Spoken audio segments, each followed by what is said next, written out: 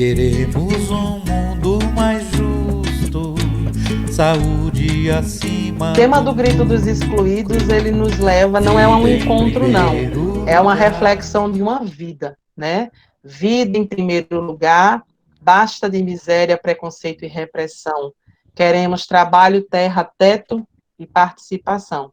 E aí, para nos conduzir nesta noite, a gente tem a honra de receber Frei Olávio Dotto, que é da Comissão Nacional do Grito dos Excluídos e da Comissão Nacional para a Ação Sociotransformadora da CNBB.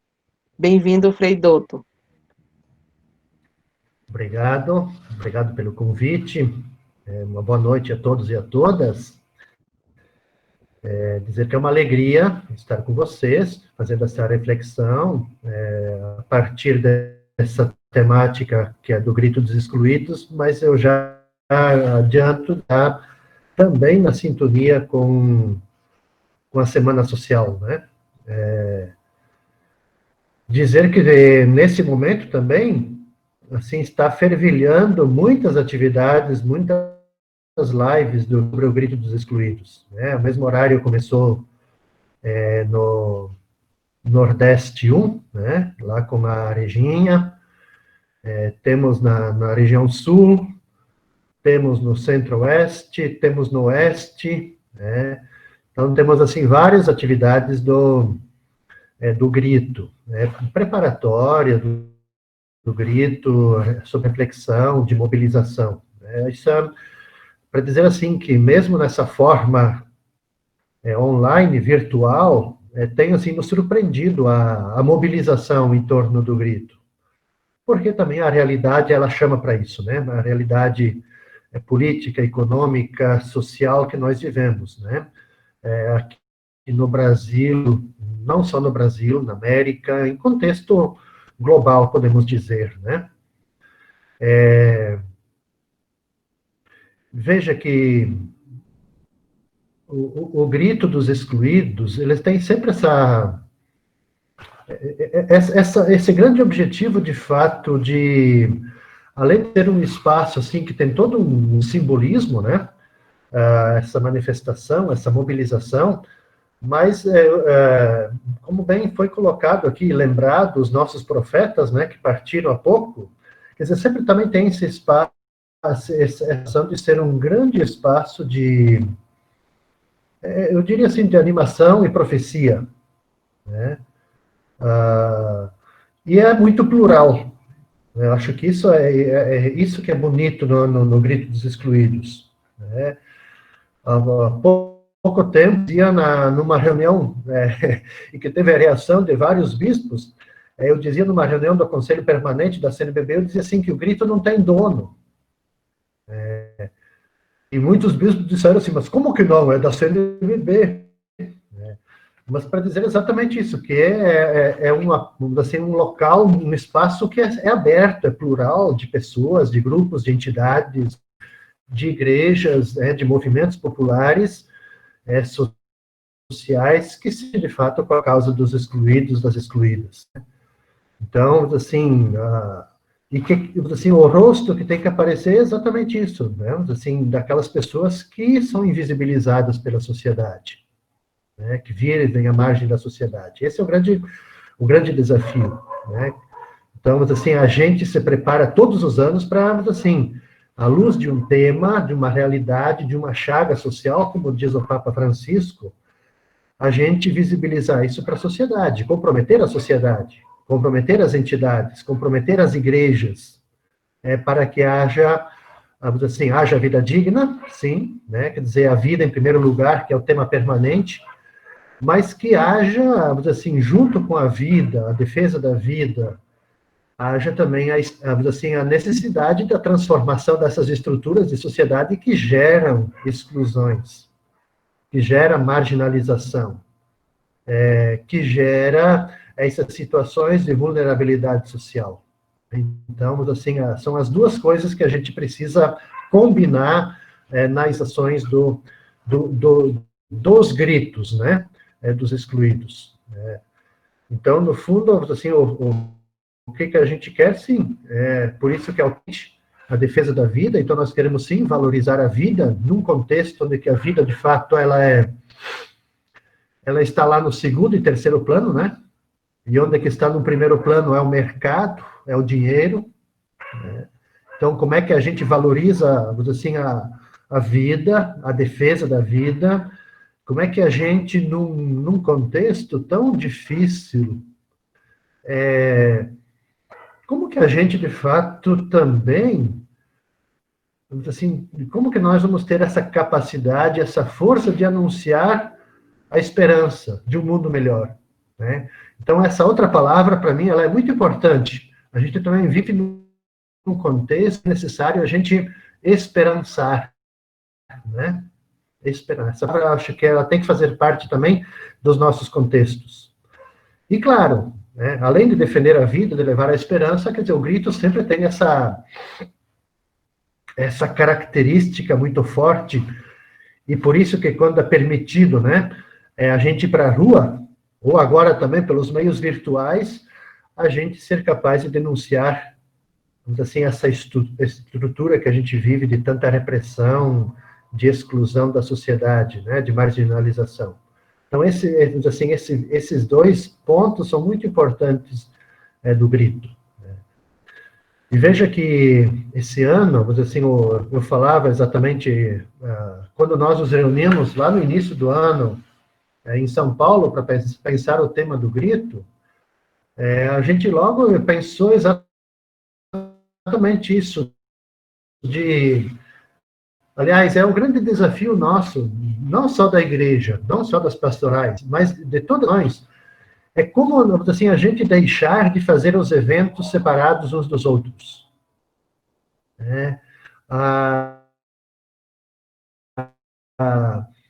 Colocar caixinhas e assim por diante.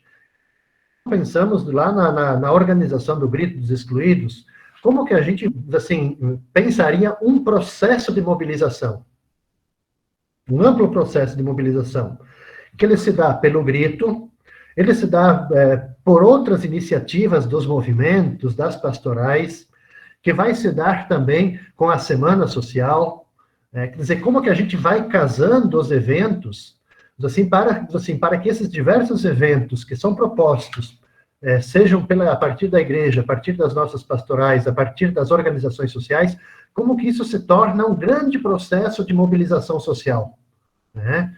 Em vista exatamente da defesa da vida, em vista da defesa da dignidade das pessoas, né?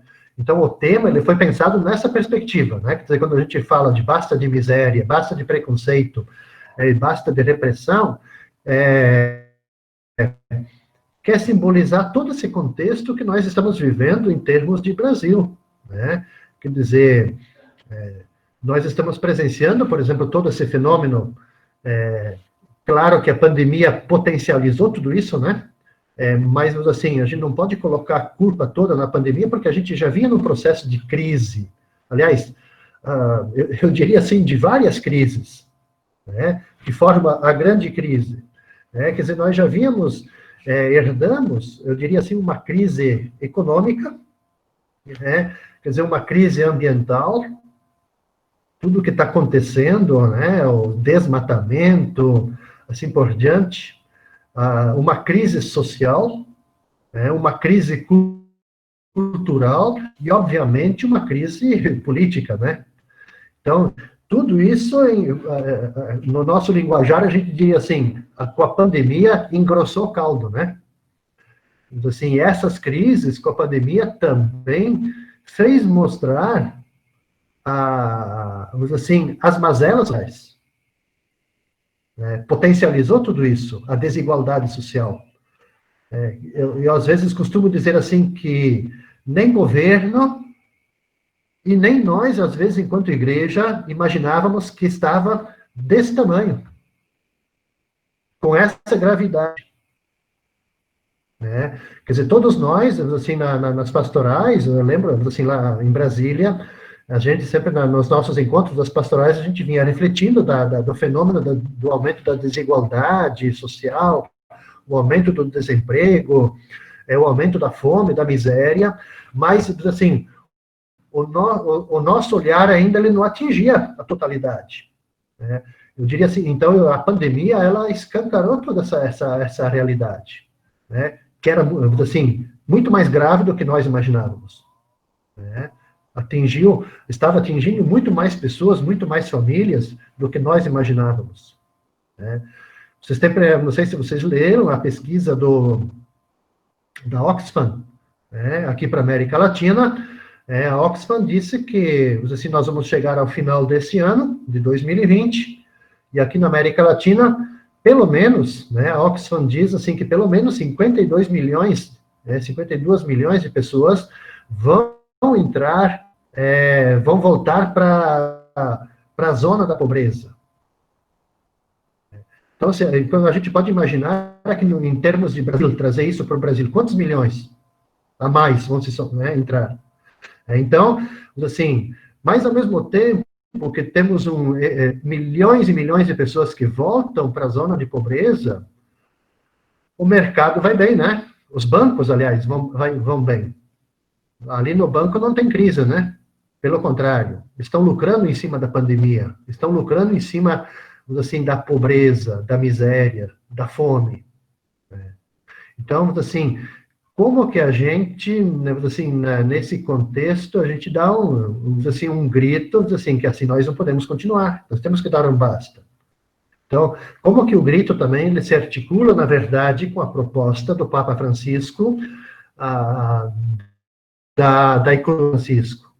Então, uma economia que ele chama assim justa, uma economia ética, uma economia que seja a serviço dos povos, a serviço das pessoas, a serviço da comunidade, a serviço da família, do bem-estar das pessoas, né?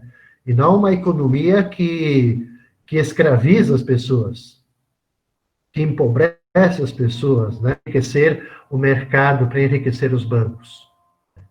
Então, assim, quando a gente fala de basta de miséria, também a gente quer dizer assim, bom, para acabar com a miséria, também a gente precisa ter acesso ao trabalho, ao emprego. Porém, o que a gente viu nos últimos tempos, né? De maio, junho, julho, quer dizer, nós tivemos aí um contexto agravado, sempre é importante dizer isso, assim, pela pandemia, mas já vinha nessa questão do alta do desemprego. Nós tivemos só de maio para junho, e depois de junho para julho, ao redor de 3 milhões de pessoas que saíram, né, desempregadas. Então, a gente também tem que pensar o acesso ao trabalho, ou pensar, então, assim, como é que a gente, através, assim, das nossas pastorais, das nossas organizações, que trabalha com a base, como é que a gente fomenta, assim, a economia solidária, associações, né, pequenos grupos de produção. Então, me parece, assim, que assim, o tema da miséria, ele é um tema altamente desafiador para nós, para a igreja, né, para a sociedade como um todo, né? Então, pensar também nessa proposta, assim, nós, enquanto pastorais sociais, também estamos discutindo, junto com os movimentos, com as centrais sindicais, bom,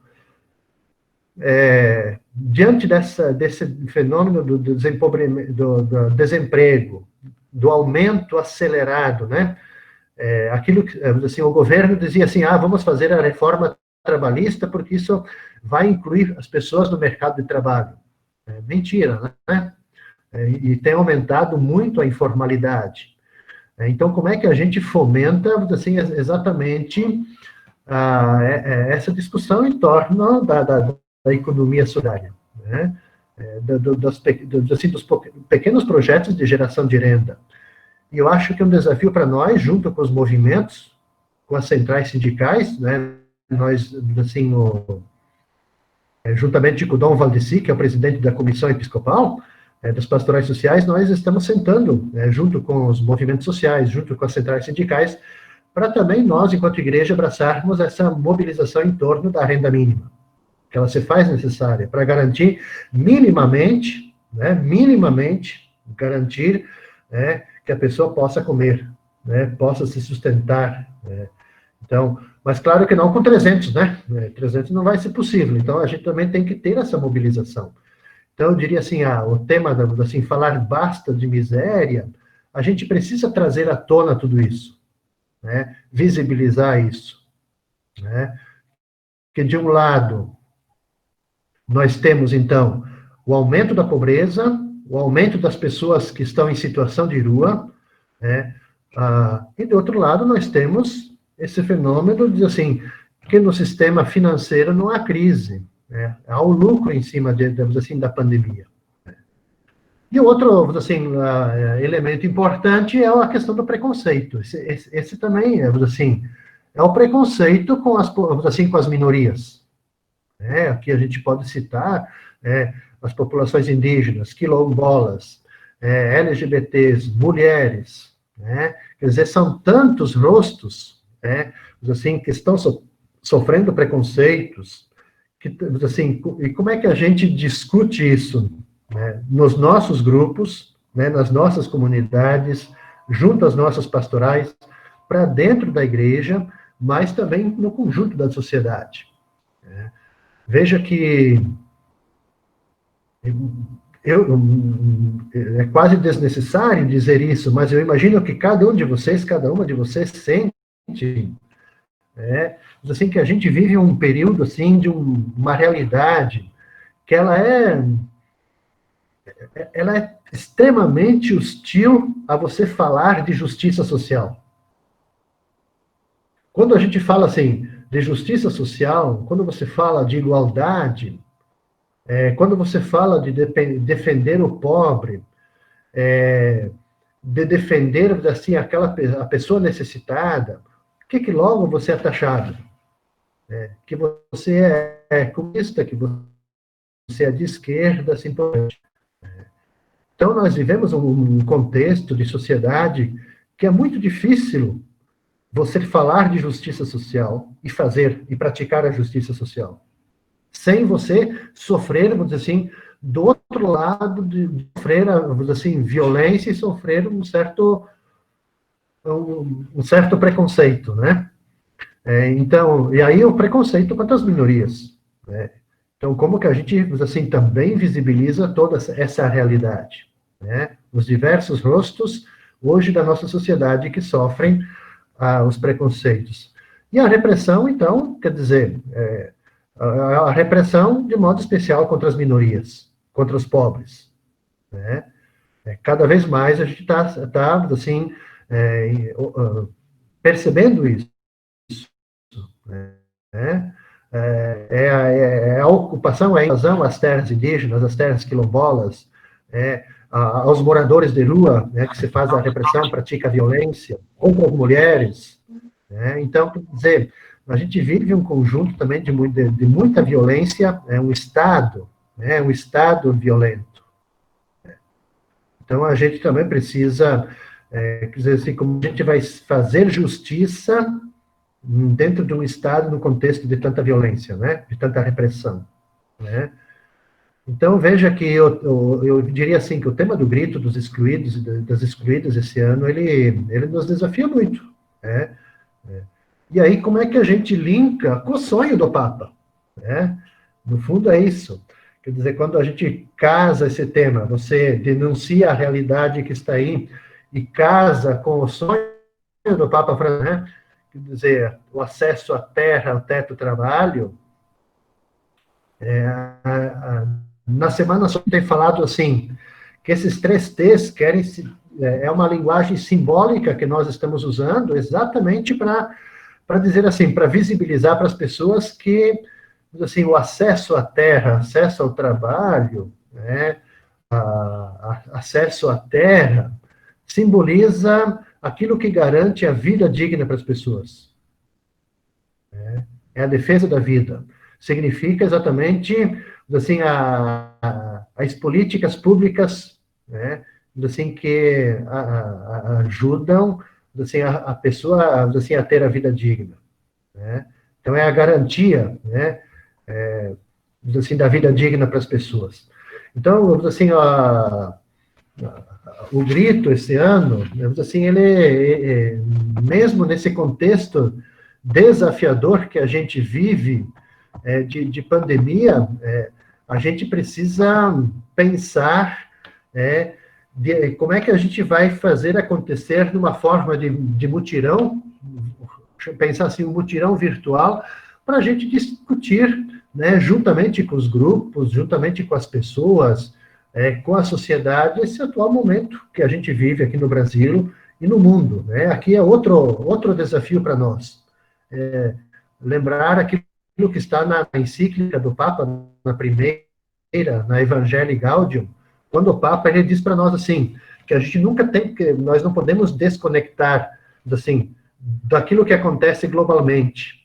Né? Então, sempre do local para o global. Né? Então, de a gente discutir esse atual momento que a gente vive aqui no Brasil, na nossa comunidade, mas também com esse olhar amplo para dizer assim, que é a sociedade como um todo que está nessa realidade, nesse contexto.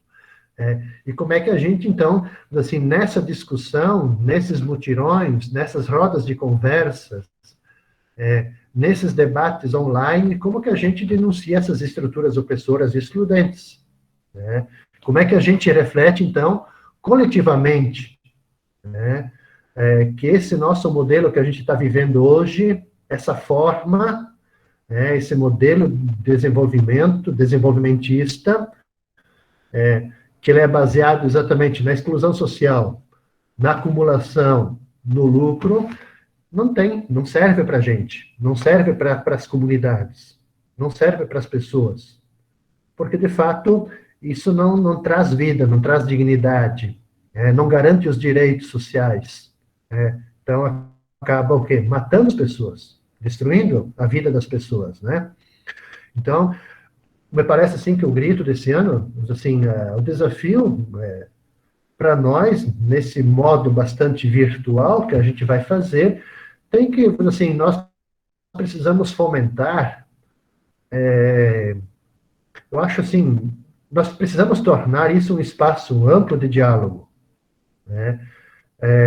De a gente buscar, assim, com o outro, com a outra entidade, de a gente buscar, assim, trocar experiências, no sentido de a gente somar forças, né? A gente não vai conseguir vencer esse dragão se a gente não somar forças. Se a gente não construir, a gente não criar processos de mobilização conjuntos, né? Em vista de construir lutas, de construir mudanças, né? Então, a gente precisa, sim, de muita organização, a gente precisa de muita mobilização, e, acima de tudo, também, eu diria assim, como que lá nas comunidades também a gente incentiva, a gente mobiliza para que haja a própria resistência, né? A resistência da comunidade, a resistência dos grupos. A gente tem, assim, escutado, né, de norte a sul, bonitas experiências, né, pequenas experiências, exatamente isso, onde que a comunidade, o grupo, constrói, assim, a sua resistência, né? Faz o enfrentamento. Então, acho que o grito ele precisa também, além de visibilizar essas iniciativas, eu diria assim, motivar para que haja resistência. E aí eu diria assim, é um conjunto de ações que a gente precisa fazer, né? Mas, acima de tudo, o que queria chamar a atenção para nós, nessa 26ª edição do Grito, é que nós precisamos, assim, pensar o grito exatamente, não só como, assim, essa ação pensada ao redor da Semana da Pátria, né? Mas que na Semana da Pátria a gente potencialize isso. Mas como que, assim, o grito, ele se torne uma ação permanente, né? Casada, então, sim, com a Semana Social, né, que quer construir um mutirão em defesa da vida, assim como é o grito. Como que a gente se soma às outras iniciativas, por exemplo, né? Vamos pegar aqui a iniciativa da despejos, né, que está acontecendo, né? Então, para que as pessoas não sejam despejadas das suas casas, para que as pessoas não sejam despejadas da ocupação, sejam elas ligadas ao MST ou outro movimento. Então, pensar exatamente isso, como que nós vamos construindo esse processo de mobilização social e de defesa da vida, assim, casando isso com as outras iniciativas que tem. Né? Quer dizer, mais do que nunca, a gente precisa hoje somar essas forças. Né? Eu sempre gosto de dizer assim, se nós olharmos de norte a sul, leste a oeste do nosso Brasil, nós vamos perceber, assim, que existem, a partir das comunidades, a partir das pastorais, a partir de movimentos, muitas iniciativas. Muitas iniciativas. Né? O que nós precisamos é exatamente isso, potencializar essas iniciativas. Quer dizer, a gente vai potencializar essas iniciativas de transformação, de mudança social, quando a gente visibiliza, quando a gente consegue linkar uma com a outra, né, para que isso, assim, uma vai dando força para a outra. Né? Então, acho que, me parece assim, que esse é o grande desafio colocado para nós, né? Eu sei que isso tudo que eu estou falando aqui não é fácil, né? Por quê? Porque a gente está vivendo exatamente esse cenário difícil, né? Quer dizer, vivemos, todos nós, né? Vivemos esse cenário de dias difíceis, e eu diria assim que, se nós olharmos para frente, as perspectivas de curto prazo, elas não, assim, são piores ainda, né? O que nós não podemos, nesse contexto, né, assim, de dias difíceis, de um cenário difícil, é a gente perder a esperança, de a gente perder a capacidade de mobilização. Né? Eu acho que esse é o grande desafio para nós. É o desafio do grito. Quer dizer, esperançar a vida das pessoas, esperançar a vida dos grupos, esperançar a sociedade. Né? Por quê? Porque é exatamente isso, essas diversas combinações que a gente tem de crises, né, que é global, né, não é só um privilégio nosso aqui do Brasil, juntamente com essa emergência do coronavírus, claro que de um lado, mas assim, a gente sabe que houve uma paralisação, uma queda da cadeia produtiva, né, toda essa questão da crise sanitária, assim, né, de grandes proporções, e que isso gerou uma realidade impensável, né, para a gente, né? E que aqui no Brasil, sim, aí sim a gente diz assim, pode colocar isso, que aqui no Brasil isso ela ganhou uma velocidade, uma intensidade muito superior, porque aqui também nós, assim, com a crise econômica, com a crise social, nós também temos a adição do componente político, né? Então, de um desgoverno, né? Assim, que em momento algum assumiu, assim, a liderança, por exemplo, no combate ao coronavírus, né? No sentido de potencializar o SUS, né? De criar medidas no sentido de proteção social de pessoas, né? Então, o que a gente tem é exatamente isso, essa adição de um negacionismo das coisas, né? No sentido que não há crise, que não há pandemia, não há isso, não há aquilo, né? Não há desmatamento, não há queimada, né? Quer dizer, tudo isso, há um negacionismo generalizado. E que isso se torna, assim, eu diria assim, um intensificador da crise, né? Um intensificador. E eu queria também chamar atenção para um outro aspecto, que eu acho que, eu diria assim, a gente precisa pensar como que adiciona isso dentro do grito. Né? Veja que, como é que eu poderia dizer aqui? Nós temos aqui, me parece assim, um elemento um tanto quanto comum, que todos nós, eu tenho chamado a atenção isso no conjunto das pastorais, que a gente precisa estar um pouquinho, talvez mais do que pouquinhos, bastante atentos. Porque, às vezes, não sei se na realidade de vocês aí, mas eu sei, na nossa realidade geral das pastorais, mesmo no conjunto nosso da igreja, assim, na CNBB, não é discutido que nós estamos vivendo, me parece assim,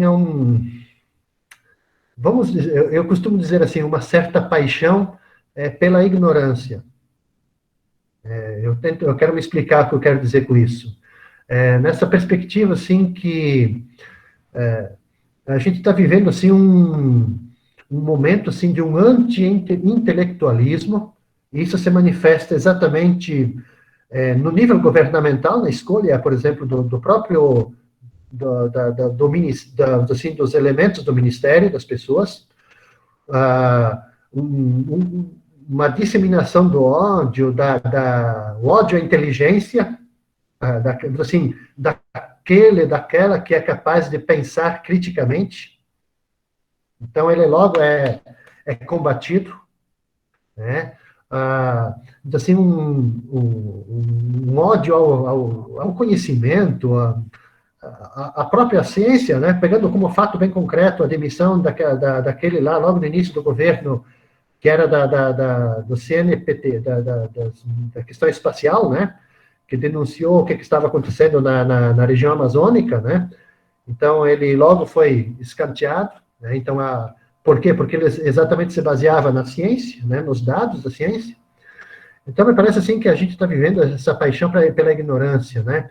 No sentido que é importante para os detentores do poder que as pessoas não tenham acesso ao esclarecimento, ao discernimento, né?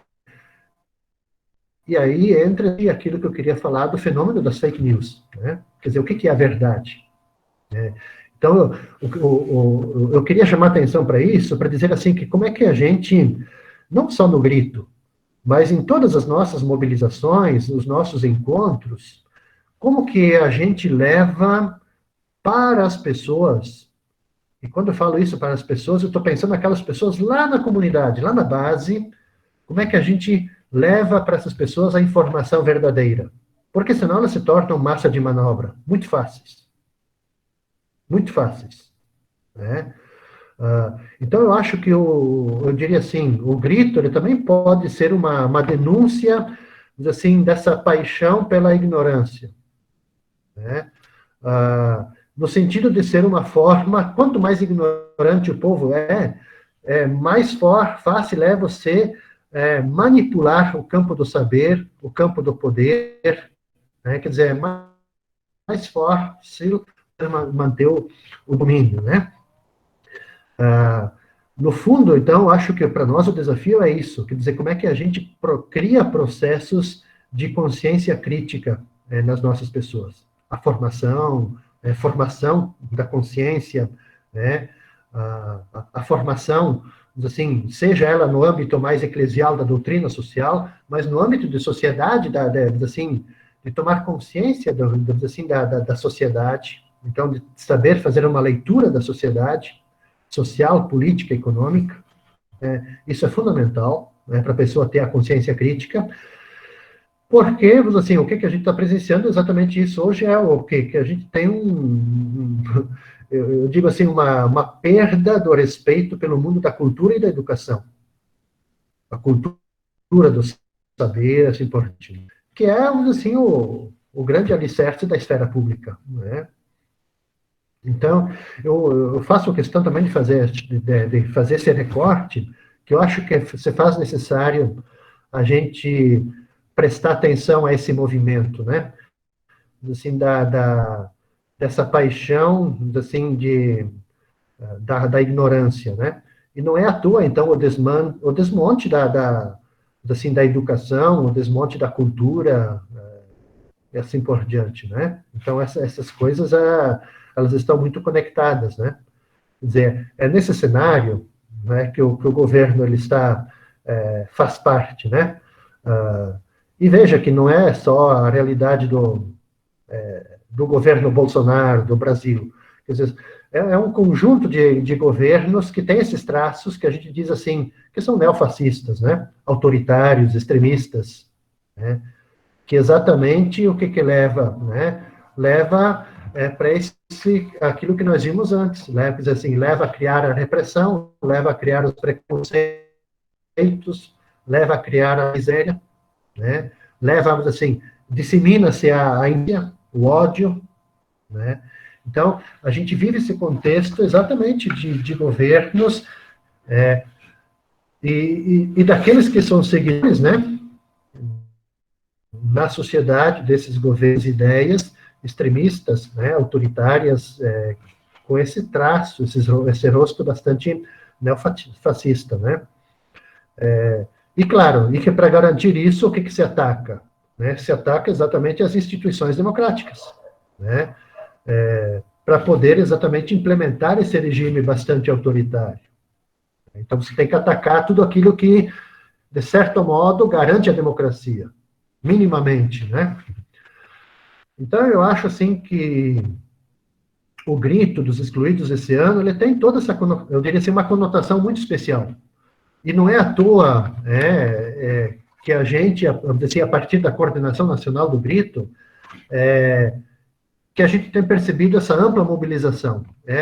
Talvez desses últimos 5 anos, que ao menos eu estou na CNBB, nas pastorais sociais, acompanhando o grito, talvez esse ano, mesmo com toda essa limitação que nós temos, né, de não podermos fazer acontecer os encontros presenciais, de não podermos ir para a rua, né, em massa, para gritar, né, para denunciar, a gente, ao mesmo tempo, está percebendo-se uma ampla mobilização social pelas redes sociais. Né, muito maior do que os outros anos. Isso exatamente assim, é um sintoma de que as coisas não vão bem, né? De que nós queremos mudança, de que nós queremos transformação, né? De que a desigualdade social ela está aumentando. Né? Então, nós precisamos, se pudermos ir para a rua, ok, se não podemos, mas como que a gente grita através das redes sociais pelo direito à terra, né? Como um espaço da vida, que garante a vida.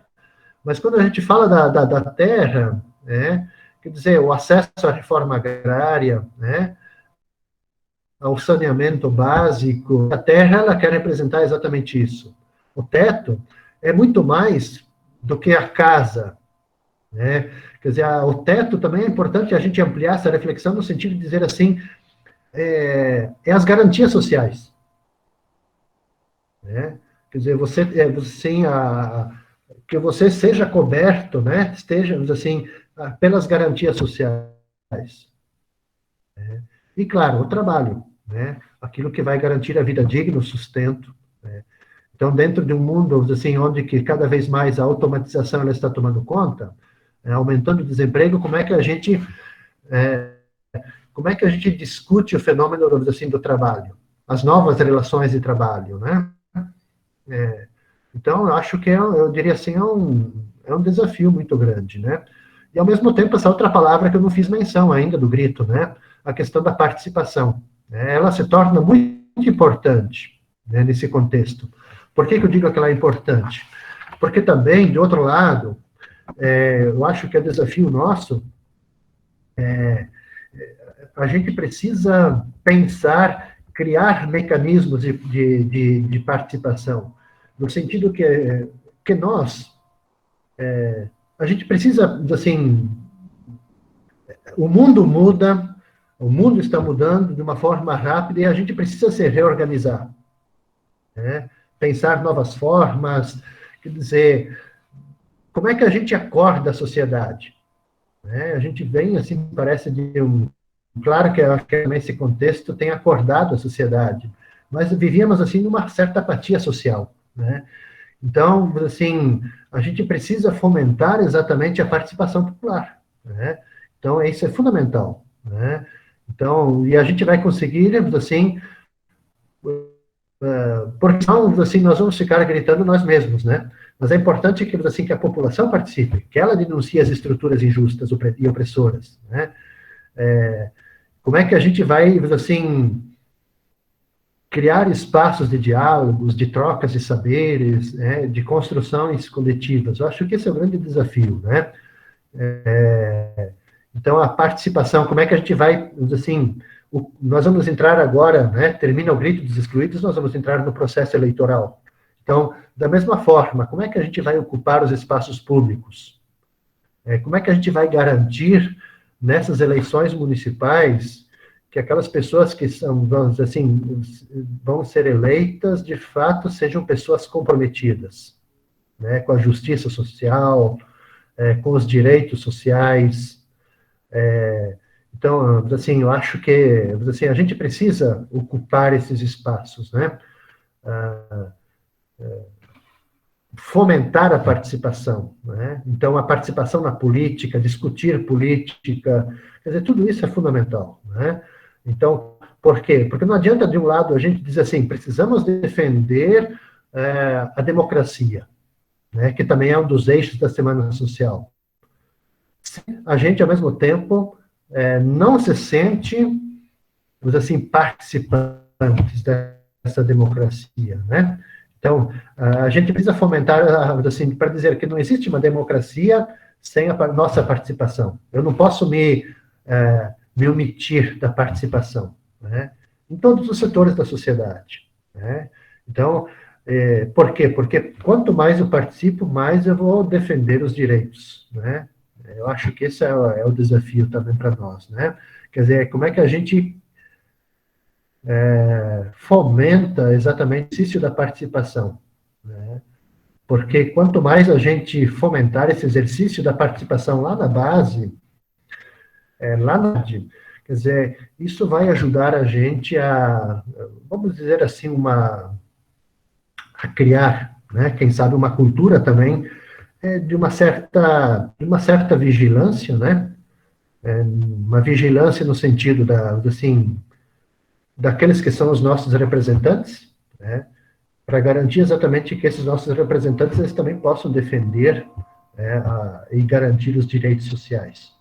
Então, eu acho que esse tema da participação ele é fundamental, né? A gente precisa motivar muito, né, as pessoas a participarem dos processos, a participar do grito, a participar das